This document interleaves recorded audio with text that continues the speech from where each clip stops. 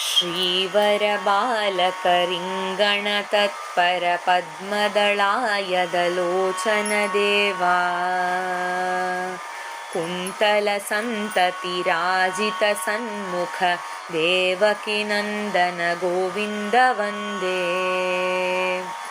हाटकनूपुरशक्वरिपूर्वकभूषणभूषितश्यामळदेहा कुन्तलसन्ततिराजितसन्मुख देवकीनन्दन गोविन्द वन्दे।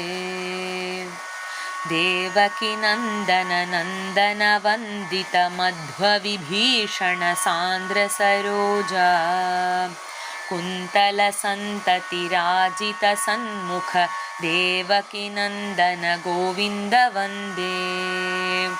अद्वयविक्रम गोविन्द किङ्कर श्रीमध्ववल्लभ गुरुतर नमः। कुन्तलसन्ततिराजितसन्मुख देवकीनन्दन गोविन्द वन्दे।